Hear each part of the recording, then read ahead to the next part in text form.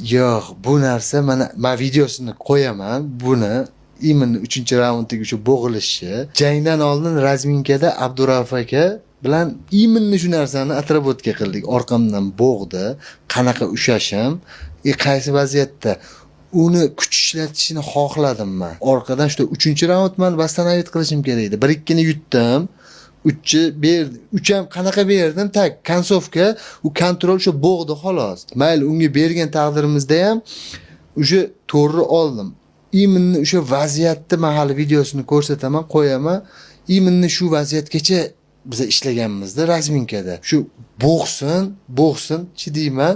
Qo'lni sal ko'tarib turib havo o'tadi-da. Biz shu anaqa mayda elementgacha e'tibor berdik-da. Именно razdevalkada bo'g'adi. Shuni ham atrobotga qilganmiz. Trenerim bilan, Abdurauf aka bilan shuni kuch ishlatish kerak edi u, mishsalari zabitsa qilish kerak edi u. 3-raund, chunki 5 raund bo'lsa 1-2 ni yutdim. 3ta vasстановиться qildim. 4-5ta o'sha to'g'ri olib turib 5-raund yurg'izib, kurashib, raundni o'tkazish. Bo'ldi. 5-raund unaqa vrubga endi tegib qolsa, yiqilsa yana bosamiz. Atak основной kurash edi zadaniya. Game plan yaxshi qo'yildi.